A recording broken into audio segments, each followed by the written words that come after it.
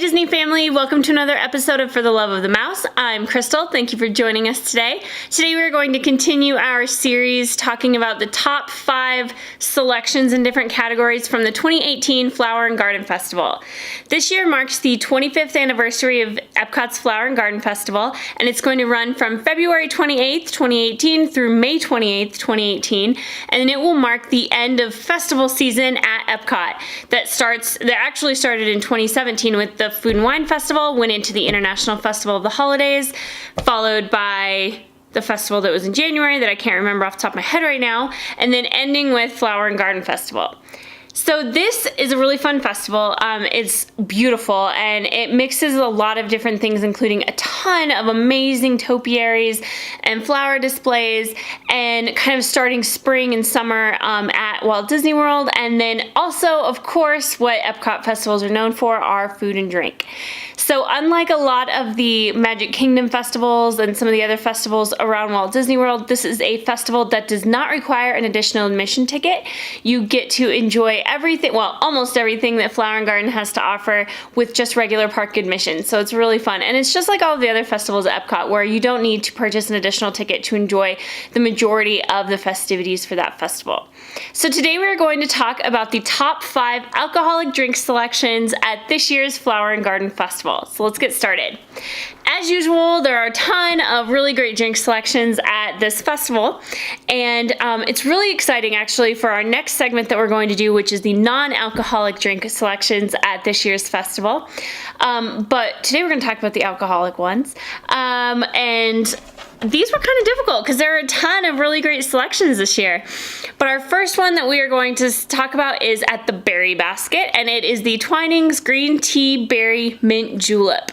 And this just sounds amazing. I know I love a very refreshing mint julep. To me, it reminds me of spring, especially with the Kentucky Derby. That's the signature drink there. And this kind of puts a little twist on it and really kind of puts a little Epcot spin on it, since there's the Twinings tea shop in the UK Pavilion over at Epcot. So that's our first selection for this category. Next up, we're going to head over to Pineapple Promenade, where we're going to try the Florida Orange Groves Winery Sparkling Pineapple Wine.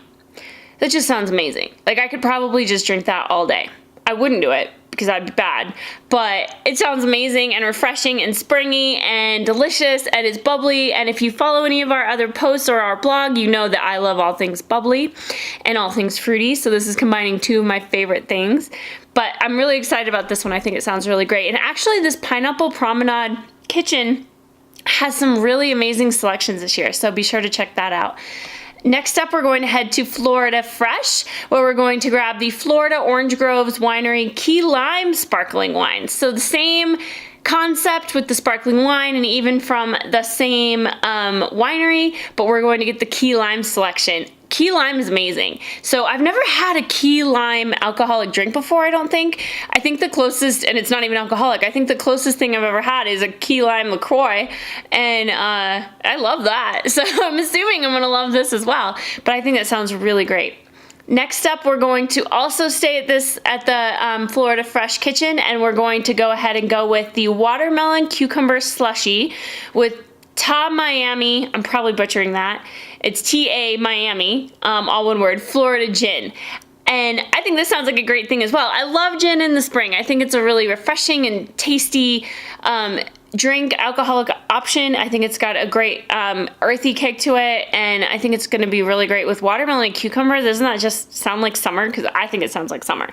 Last up, we are going to head over to the Fleur de Lis kitchen, and we're going to try, I'm sorry, I'm so going to butcher this, but the La Vie en Rosé frozen slushy. And this has Grey Goose orange, Saint Germain liqueur, and white and red cranberry juices. If you headed over to Food and Wine Festival this past year, you probably noticed that one of, if not the most popular beverage selection at that festival were the slushies in France. And so I can only imagine that this one will be just as delicious and just as popular. So make sure you get there early and make sure you give it a try, because it's probably going to be one of the most popular selections from this festival as well. I would love to know what you're most looking forward to at the 2018 Flower and Garden Festival in this category. Be sure to comment below with what you are most excited to try, what your favorites were last year, and what are some of the new selections that you're excited about this year. Thank you for stopping by, and for the love of the mouse, never forget that it all started with a mouse.